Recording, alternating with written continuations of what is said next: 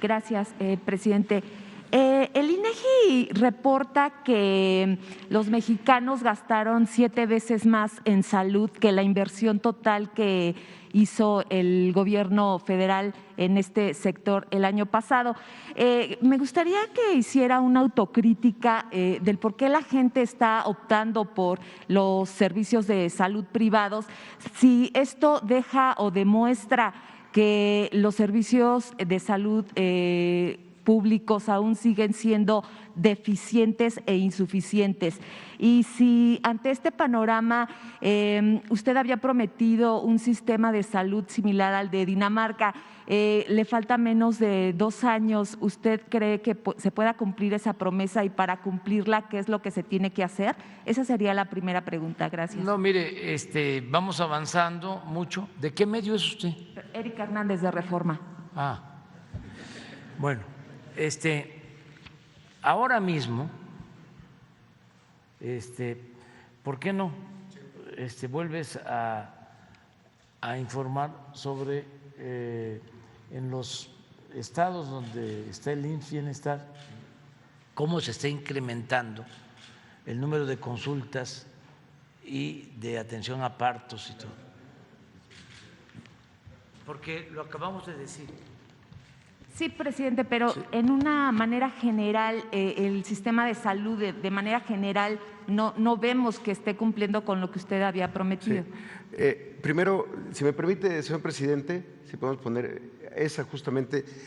La nota que trae hoy en su primera plana el Reforma es una disculpa de antemano, pero es muy pobremente realizada. Primero, el comparativo que hace del gasto de salud es solamente del ramo 12, que son los programas de salud pública, justamente, programas que se dedican a intervenciones a la población en su conjunto, los programas de VIH, los programas de salud sexual y reproductiva. Ese no es el presupuesto, ni remotamente es el presupuesto del gobierno federal en atención médica.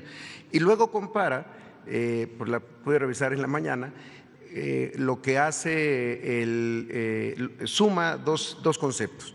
Uno, de la atención de cuidadores en casas y hace ese cálculo, y después hace un cálculo también bastante forzado respecto a cuántas personas derechohabientes del Seguro Social que no utilizaron los servicios del Seguro Social, asume que se atendieron en el medio privado. No todo mundo se enferma, afortunadamente, en el país. Hay muchos derechohabientes que efectivamente pueden pasar mucho tiempo sin utilizar servicios de atención médica, consultas, estudios de diagnóstico, porque no se enfermaron. Hay quienes, desde luego, pueden estarlo haciendo en el medio privado, pero es un número mucho menor. Entonces, la verdad que la nota cuesta trabajo de pensarla con un rigor periodístico a partir de comparar cosas que no son comparables. El ramo 12 específicamente, el FASA es otra cosa, que es el fondo en donde están las nóminas, eso no se contabiliza, en donde están la operación de los hospitales, donde está la operación de las unidades de primer nivel.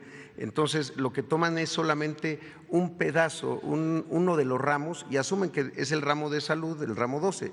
Efectivamente, así lo dice el presupuesto, pero no es el único, no es la única fuente de financiamiento del sistema de salud. Ahora, esto es mucho más evidente. En estos casos, en donde las consultas de medicina familiar prácticamente no existían, porque la medicina familiar es parte del modelo histórico de la seguridad social en nuestro país. Son médicos especialistas, los médicos familiares, no son médicos generales, que pueden ver una amplia gama de padecimientos y que hoy incrementaron en 23% sus consultas. Este tipo de consultas eran las que en el Seguro Popular o no existían, o simplemente no existía ese servicio, o efectivamente se iban al medio privado.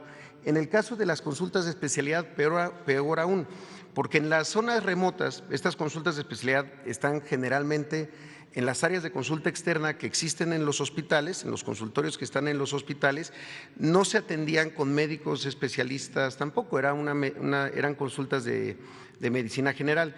Con el programa Bienestar hoy se tiene cobertura para que la gente pueda ir a la consulta de especialidad, no solamente en las especialidades troncales que hemos detallado, ginecología, pediatría, medicina interna, ya también trauma y ortopedia o cirugía, sino en muchas más especialidades, cerca de 52.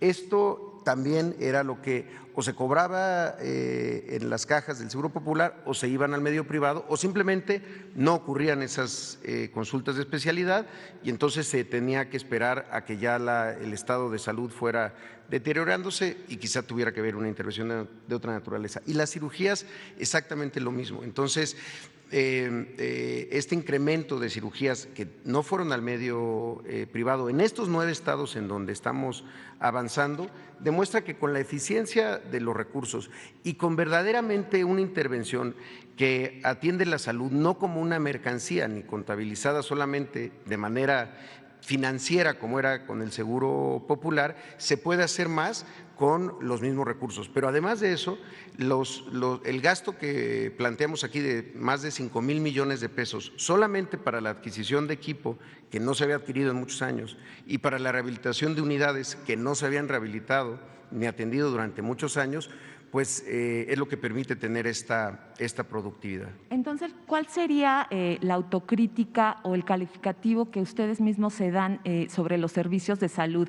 En el caso del IMSS vemos clínicas donde en el servicio de urgencias hay gente que está hasta 3 días sentada en una silla de hierro en el piso. ¿Todo eso para ustedes no es parte de la eficiencia? ¿O no, cómo se califica tiene que todo ver esto? Y preguntarle al presidente, insistirle si se cumplirá su promesa del sistema de salud como Dinamarca. Gracias. Sí, nada más, es bien importante esto que usted señala. 3 elementos contribuyen a que se tenga la necesidad de seguir invirtiendo. El primero es los 30 años de desatención a la atención primaria de la salud. Es decir, todo lo que se ha defendido sistemáticamente deja de ver que México en 30 años se convirtió en el campeón en enfermedades que se pudieron haber prevenido, en enfermedades crónico-degenerativas, obesidad, diabetes, dislipidemias y demás. Esos 30 años de régimen neoliberal que se defienden con tanta vehemencia, no se toma en cuenta que fueron los años donde se incrementó y se cambió en la atención médica, se hizo un giro y pasamos de atender atención ginecobstétrica, enfermedades de contagio o accidentes, a atender enfermedades que se hubieran podido evitar. El 45% del gasto del IMSS es enfermedades crónico-degenerativas. ¿Cuándo ocurrió este incremento? En los 30 años de este periodo. Segundo lugar, por la falta de inversión.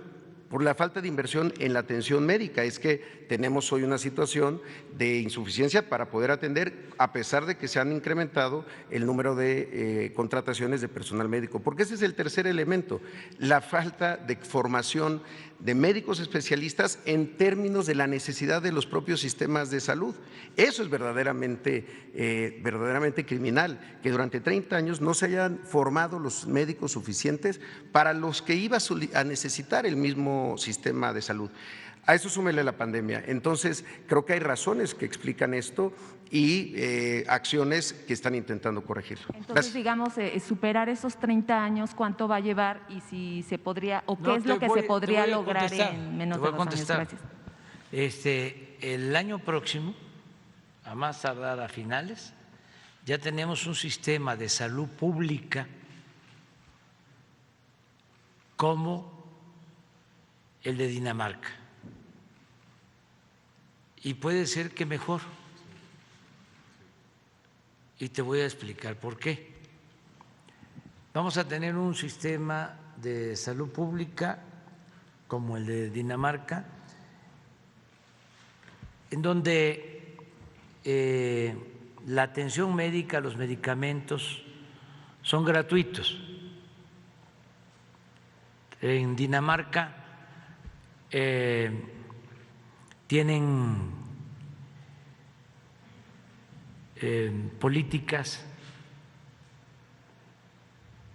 que eran completamente inalcanzables en México, porque en Dinamarca, para empezar, no hay corrupción. como la que había en México, la que ustedes promovían desde el Reforma y alentaban, porque el Reforma, para tener los antecedentes, porque no puede haber texto sin contexto, lo creó Carlos Salinas de Gortari. Esto para quienes nos están viendo, no para los que estamos aquí o los lectores del Reforma. Entonces, en Dinamarca no hay corrupción y por lo mismo el presupuesto rinde y tienen establecido algo que llaman estado de bienestar, que es lo que nosotros vamos procurando para México. Primero, que no haya corrupción y segundo, establecer el estado de bienestar. ¿Qué es en esencia el estado de bienestar?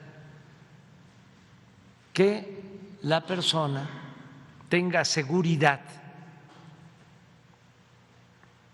desde que nace hasta que muere, desde la cuna hasta la tumba, muy contrario a lo que defiende el Reforma. El Reforma no está de acuerdo con el estado de bienestar. El Reforma está de acuerdo con la privatización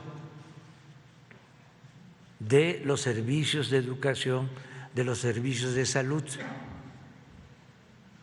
Para el Reforma permíteme, y para los que defienden ese modelo llamado neoliberal o neoporfirista, la educación y la salud son privilegios, no son derechos. Entonces, vamos nosotros a garantizar, como en Dinamarca, un sistema de salud de calidad para todos. Esto es que van a poder llegar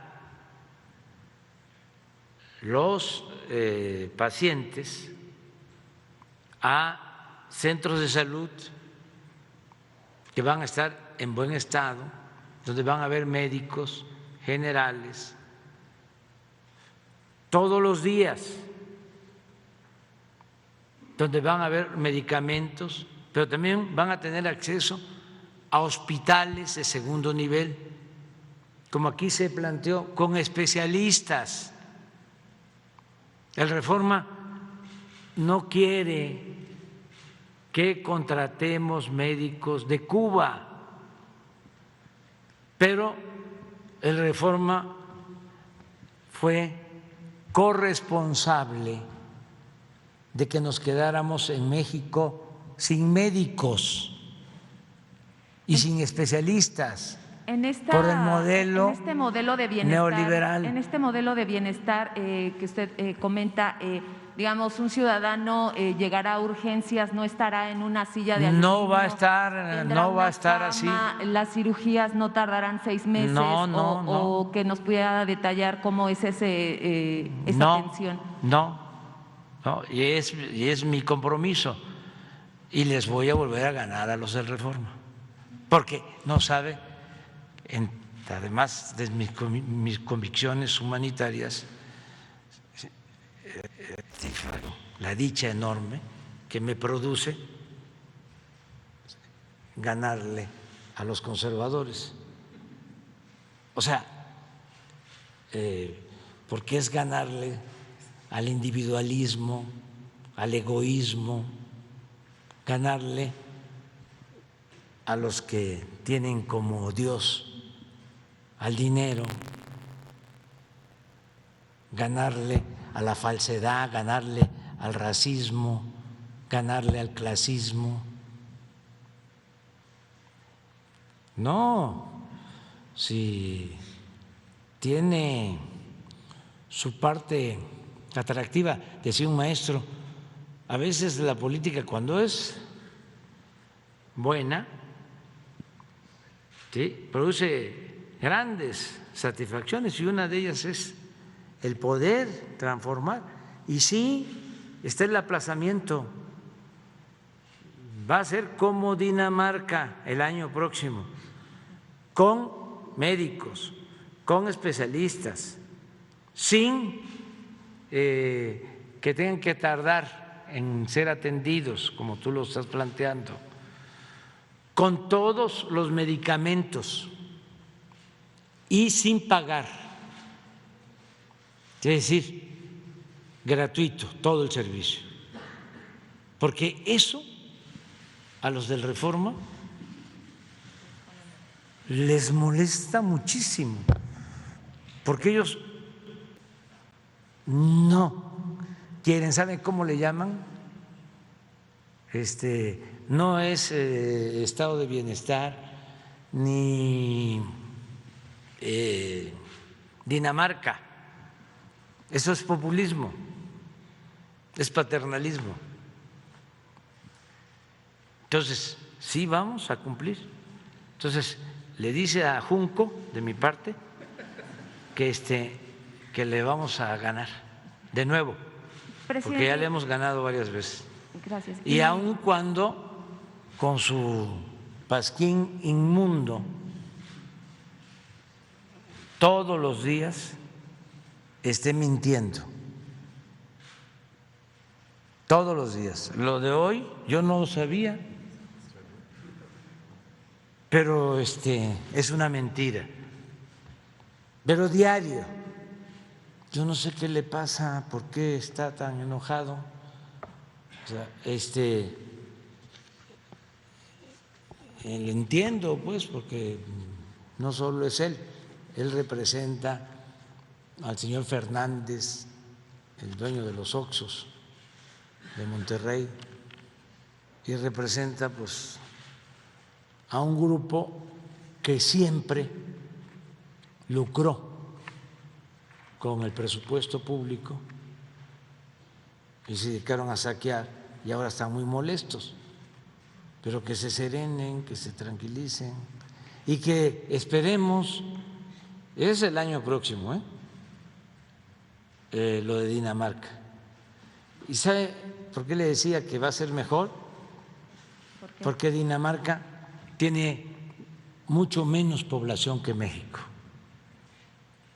Dinamarca debe de tener como 10 millones de habitantes. A ver, por favor. ¿Cuánto? 5 millones. Sí,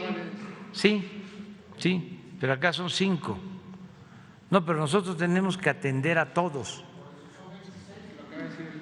Hasta ahora, sí, vamos a ir avanzando. Presidente, y como segunda pregunta,